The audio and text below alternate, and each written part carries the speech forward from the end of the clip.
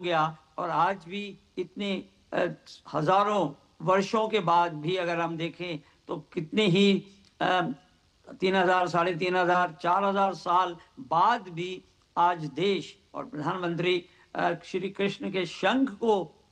सामने लाकर प्रेरणा के लिए जनता को एक तरह से संदेश दे रहे हैं और प्रेरित भी कर रहे हैं कि हमको भी उसी तरह से प्रगति के मार्ग पर बढ़ना है, देश को विकसित राष्ट्र बनाना है और सबके साथ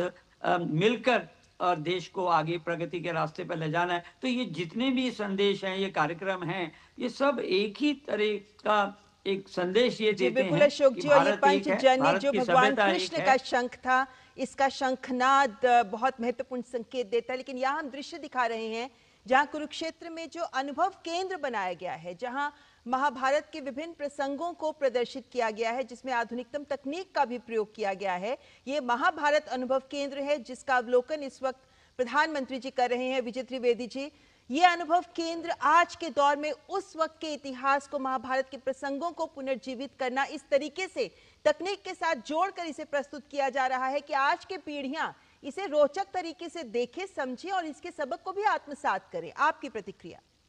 बिल्कुल, आपने इसको ठीक से एड्रेस किया है कि जो इतिहास है उसको भी नई पीढ़ी के साथ कैसे जोड़ा जा सकता है। इसलिए उसकी टेक्नोलॉजी का इस्तेमाल करना भी, मैसेज सबसे बड़ी बात क्या है कि मैसेज आप पहुंचा रहे हैं कि नहीं पहुंचा रहे, और मैसेज को पहुंचाने के लिए समय के साथ चलना होता है।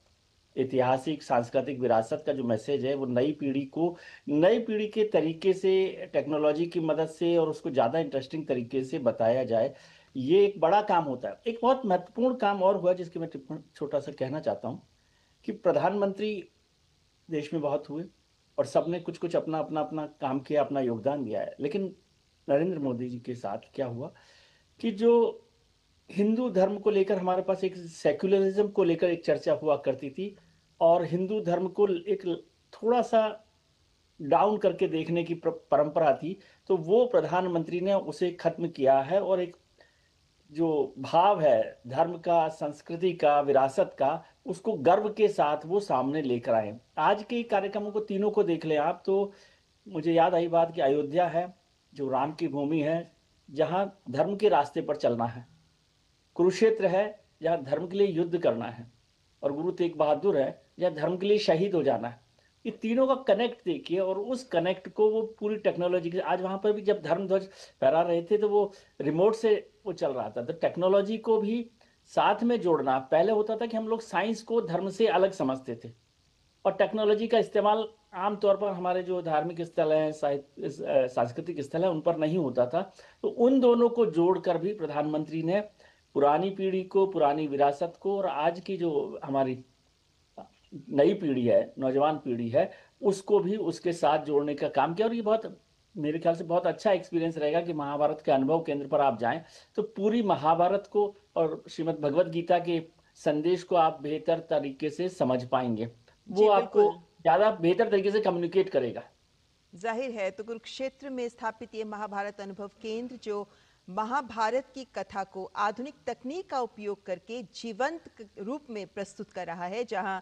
3D और डिजिटल टेक्नोलॉजी का यूज़ किया जा रहा है ताकि महाभारत की जो युद्ध की घटनाएं हैं, जो विभिन्न प्रसंग हैं, उन्हें डिजिटल माध्यम से प्रस्तुत किया जाए। यहाँ लाइट, साउंड और लेज़र टेक्नोलॉजी का भी यूज़ किया जा रहा है, जिससे युद्ध का माहौल और घटनाएं इतनी यथार्थवादी हो जाएं कि देखने वाला अपने आप को उसी युग में पहुंचा पाए। इसी के साथ टच इंटरैक्टिव डिस्प्लेस भी यहाँ दिए गए हैं। एक तरीके का इमर्सिव रूम भी है यहाँ, जहाँ पे इलेक्ट्रिक डिस्प्लेस हैं इमर्सिव रूम्स में, जहाँ आप उन रूम्स में ऐसा अनुभव करते हैं जैसे आपको लगता है कि आप जो सामने घटित हो रहा है उसका हिस्सा बन गए हैं। और इसी तरीके से काइनेटिक्स इंस्टॉलेशंस भी की गई हैं जिसमें महाभारत के विभिन्न दृश्य और घटनाओं को गतिशील रूप में प्रस्तुत किया जा रहा है। अशोक जी, हम ये बातें सुनते आ रहे हैं कि किस तरीके से आज के आधुनिक दौर की चीज़ों को भी हम प्रस्तुत कर रहे हैं, लेकिन हम अपने इतिहास के पन्नों को भी सामने ला रहे हैं, और यहाँ तो हम अपनी सांस्कृतिक विरासत की बात कर रहे हैं। इस तरीके के अनुभव केंद्र आज के भारत और विकसित भारत की दिशा में कदम बढ़ाते भारत का ही उदाहरण प्रस्तुत कर रहे हैं। बिल्कुल, देखिए ये जो हमारी सांस्कृतिक विरासत है, जो धरोहर है हमारी, इसको भुलाने का भी बहुत बड़ा प्रयास किया गया था। और हम जानते हैं कि जिस तरह के कुछ इतिहासकार स्वतंत्रता के बाद भारत के पटल पर उभरे और उन्होंने जिस तरह से एक साजिश के तहत पूरी भारतीय विरासत, संस्कृति उसको मिटाने की कोशिश की या उसको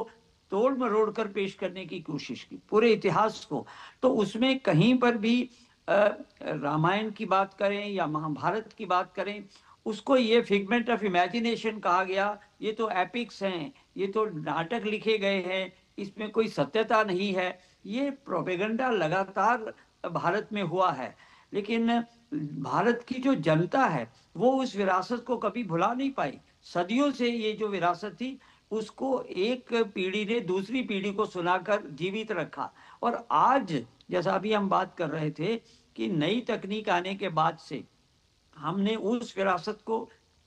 फिर से जिंदा किया है और आने वाली पीढ़ियों के लिए जिस तरह से तकनीकी के सहारे उसको आगे आने वाली हजारों पीढ़ियों के लिए भी हमने एक भूमि तैयार की है। अगर मैं एक चर्चा करूं तो अगर जब भी सिनेमा इस देश में आया तो सबसे पहले सिनेमा में भी रामायण, महाभारत और महाराजा हरिश्चंद्र, उस सारी विरासत को पर्दे पर लाकर जनता के सामने रखा गया ताकि वो एक तरह से जिंदा रह सके। रामलीला होती हैं और हमने देखा कृष्ण लीला, तो ये सब चलते चलते सदियों से जो हमारी संस्कृति थी वो जीवित रही। और आज इस विरासत को और नई तकनीक के साथ फिर से प्रस्तुत किया जा रहा है ताकि आने वाली पीढ़ियां जो नई तकनीक को ज्यादा विश्वास लेती हैं वो भी उस विरासत को अच्छी तरह से समझ सकें और उससे ये कुछ जो एक संदेश है गीता का, रामायण का संदेश है, ये सब को भी वो आत्मसात कर सकें। और मैं देख रहा हूं कि अभी नई पीढ़ी में नया एक तरह से उत्साह आ रहा है, वो इस तरह के कॉमिक भी पढ़ रहे हैं, वो इससे जुड़े हुए जितनी भी इलेक्ट्रॉनिक डिवाइसेस से महाभारत और रामायण के प्रसंग है उनको पढ़ रहे हैं, उसमें रुचि ले रहे हैं। तो ये जो अभी इस दौरान हम देख रहे हैं पिछले 11 साल में प्रधानमंत्री नरेंद्र मोदी ने इस दिशा में जो प्रयास किए हैं, चाहे वो राम मंदिर का हो, चाहे हम देखें आज का जो कार्यक्रम हो रहा है, जितने भी इस प्रकार से सांस्कृतिक विरासत को फिर से देश की जनता ही नहीं बल्कि दुनिया के सामने प्रस्तुत किया जा रहा है। मैं यहाँ पर एक बात कहना चाहूंगा कि भारत का जो योग है, योगा जिसको हम कहते हैं, उसको अंतरराष्ट्रीय स्तर पर एक संयुक्त राष्ट्र संघ द्वारा उसकी स्वीकृति प्रदान करके 150 से ज्यादा देशों में आज योग को स्वीकार कर लिया गया है और उसमें इस्लामिक देश भी है। तो भारत की जो सांस्कृतिक धरोहर है वो किसी एक धर्म या संप्रदाय से जुड़ी हुई नहीं है, वो एक विश्व के लिए एक संदेश है। और आज दुनिया हमारी सांस्कृतिक धरोहर को फिर से अच्छी तरह से समझना चाह रही है। और ये जो प्रयास हो रहे हैं, चाहे राम मंदिर का हो या फिर आज कुरुक्षेत्र का हो, ये दुनिया भर में जितने भी एक जागरूक या जिज्ञासु लोग हैं वो इसको अच्छी तरह से समझना चाह रहे हैं। बिल्कुल अशोक जी, और इस वक्त समझने हम के जो बाद दृश्य दिखा रहे हैं दर्शकों को, वो भी इसी का एक उदाहरण प्रस्तुत कर रहे हैं कि किस प्रकार हम तकनीक के माध्यम से अपनी विरासत के पन्नों को सबके समक्ष प्रस्तुत कर सकते हैं इस तरह से कि हम अपने आप को उस विरासत के साथ जोड़ सकें। ये तमाम जो इंस्टॉलेशंस की गई हैं, जो अनुभव दिए गए हैं, जो टेक्नोलॉजी का यूज किया गया है, उसका एक ही लक्ष्य है कि 3D एक्सपीरियंस दिया जाए। ये इमर्सिव रूम है जहां इस वक्त प्रधानमंत्री देख रहे हैं कि किस तरीके से महाभारत के विभिन्न प्रसंगों को यहाँ पर प्रदर्शित किया जा रहा है ताकि उस काल को हम इस 3D अनुभव के माध्यम से बहुत रोचक तरीके से देख सके। आज के युवा पीढ़ी, नए दौर की पीढ़ी, हम इसको डिजिटल पीढ़ी कहते हैं, कि डिजिटल टेक्नोलॉजी के साथ जुड़कर आगे बढ़ना चाहती है। और ये टेक्नोलॉजी वो है जो लगातार बहुत तेज रफ्तार से आगे बढ़ रही है और विकास भी हो रहा है इसका। तो ऐसे में तमाम नई टेक्नोलॉजी को अपनी विरासत के साथ जोड़कर इस तरह के अनुभव केंद्र अगर हम बनाते हैं विजय त्रिवेदी जी, तो ये जो सरकार की, केंद्र सरकार की स्वदेश दर्शन योजना के तहत हम इस अनुभव केंद्र को तैयार किया है, ये एक उदाहरण भी प्रस्तुत करता है कि ऐसे अनुभव केंद्र आज के पीढ़ी को विरासत के साथ जोड़ने के लिए अत्यंत महत्वपूर्ण है ताकि हम कुरुक्षेत्र जैसी ऐतिहासिक भूमि को, इसके माध्यम से पर्यटन को आगे बढ़ाने के जो लक्ष्य भी हैं हमारे, जिस तरीके से हम कुरुक्षेत्र की भूमि को गीता की भूमि के तौर पर प्रचार प्रसारित करना चाहते हैं और कर रहे हैं, तो ये जो हमारे लक्ष्य हैं ये कुरुक्षेत्र की भूमिका ये अनुभव केंद्र एक उदाहरण प्रस्तुत कर रहा है। बिल्कुल ममता जी, बिल्कुल ठीक बात आपने कही। और जैसे टंडन साहब ने भी जिक्र किया कि पर्यटन का भी इसमें बढ़ावा मिलेगा। पर्यटन का बढ़ावा कब मिलता है? कि जब आपका उसमें इंटरेस्ट पैदा होता है। इंटरेस्ट कब पैदा होगा? हम आपने बार बार कहा कि ये डिजिटल जनरेशन है, तो जो डिजिटल जनरेशन है आप उसको डिजिटल माध्यम से ही कम्युनिकेट कर सकते हैं ना। ऐसा नहीं है कि उनका इंटरेस्ट नहीं है या वो जानना नहीं चाहते। हर कोई अपनी विरासत को, अपनी जड़ों को समझना चाहता है, लेकिन उसका माध्यम पर प्रयास नहीं किया गया। महाभारत तो आज नहीं बनी ना, कुरुक्षेत्र भी आज नहीं बना, अयोध्या भी आज नहीं बनी, लेकिन उसको एक पहले खुद समझना और फिर उसको दूसरी पीढ़ी तक, अगली पीढ़ी तक समझाना, उसके लिए इस तरह के जो अनुभव केंद्र है, मैं समझता हूँ ये तो बहुत बेहतर काम है। इसको देश भर में हमारे जो बहुत सारे सांस्कृतिक केंद्र हैं, अलग अलग धर्मों के भी हैं, अलग अलग इतिहास के भी हमारे जुड़े हुए बहुत सारे केंद्र हैं, उनको यदि इसी रास्ते पर इस बेहतर तरीके से डिजिटलाइजेशन के थ्रू, लाइट एंड साउंड के थ्रू यदि किया जाएगा तो वो नई पीढ़ी को उसमें आगे बढ़ाएगा। और फिर से मैं कह रहा हूं कि ये केवल इतिहास और पर्यटन नहीं है, ये हमारा सांस्कृतिक गौरव है। मैकाले का जिक्र जो प्रधानमंत्री ने किया वो बहुत महत्वपूर्ण है। आपने उसके बाद से हिंदुओं को, हिंदुस्तानियों को एक हीन भावना में बढ़ते हुए देखा, और उनकी एक्सरसाइज ये थी, क्योंकि हीन भावना में रहेंगे आप तो सिर उठाकर नहीं रह सकेंगे, किसी का जवाब नहीं दे सकेंगे। तो जब सांस्कृतिक विरासत को आप समझते हैं, महाभारत को आप समझते हैं, श्रीमद् भगवद गीता को आप समझते हैं, अयोध्या को आप समझते हैं, तो आप उस हीन भावना से निकलते हैं। नहीं तो अब तक यही समझाया जाता रहा कि नहीं ये कुछ नहीं है, ये कर्मकांड है और ये नॉन प्रोग्रेसिव है। यदि इसको मैं ऑर्थोडॉक्स नहीं भी कहूं तो ऑर्थोडॉक्स होने का जो एक तमगा बांधा गया, यदि आप राम का नाम लेते हो, आप अयोध्या, आजकल आप देख रहे हैं अयोध्या में मुझे बताया गया करीब करीब 40 करोड़ लोगों ने दर्शन वहां पर किए राम मंदिर निर्माण के बाद। तो इसका मतलब पहले नहीं होता था, क्योंकि आप एक हीन भावना के साथ निकल रहे थे। आज एक नया गौरव प्राप्त हो, बिल्कुल कंट्रास्ट हो गया ये। और ये कंट्रास्ट केवल राम मंदिर को लेकर नहीं हो रहा ना, ये डिजिटलाइजेशन, ये जो नई जनरेशन है वो राम मंदिर और 5 जनवरी से तेजस तक चल रही है, समझे? तो तेजस को भी समझना और गीता के जो संदेश है उसको भी समझना, और उसमें साइंस का, टेक्नोलॉजी का इस्तेमाल करके हम अपनी नई पीढ़ी को जो कनेक्ट कर रहे हैं। मैं समझता हूँ कि पूरे देश भर में पर्यटन मंत्रालय भी और जो हमारे सांस्कृतिक मंत्रालय है वो दोनों मिलकर इस पर काम करें, तो एक अलग तरीके का सांस्कृतिक गौरव जो होना चाहिए सांस्कृतिक विरासत के साथ वो होगा। और इसको सांस्कृतिक पुनर्जागरण भी कह सकते हैं। यदि आप हमारा इतिहास देखें, स्वामी विवेकानंद को देखें, अरविंदो को देखें, महर्षि अरविंदो को देखें, तो वो सारा काम सांस्कृतिक पुनर्जागरण का। और सांस्कृतिक पुनर्जागरण किसी भी देश के विकास की सबसे महत्वपूर्ण और पहली कड़ी मानी जाती है। आप सोचिए मुगलों ने भी मंदिरों पर हमले क्यों किया? बहुत सारे लोग कहते हैं कि पैसा और सोने के लिए, सोना और पैसा के लिए नहीं, वो सोना और पैसा तो राजाओं और महाराजाओं जिनको उन्होंने हराया उनसे भी ले सकते थे, लेकिन वो सांस्कृतिक विरासत पर हमला था, वो आपके धर्म पर, आपकी संस्कृति पर, आपके मनोबल पर हमला था। वो जब आपके साथ टूटते जाते हैं तो आप कमजोर होते जाते हैं। और वहां उसके बाद जब अंग्रेजों का शासन आया तो उन्होंने भी वही किया। जिस नए शब्द को हमने गढ़ा आजादी के बाद, सेकुलरिज्म को, सेकुलर को, वो कोई शब्द किस लिए किया कि जो हिंदुत्व का गौरव है, जो सांस्कृतिक विरासत का गौरव है, उसको कहीं पर कमतर कर रहा है।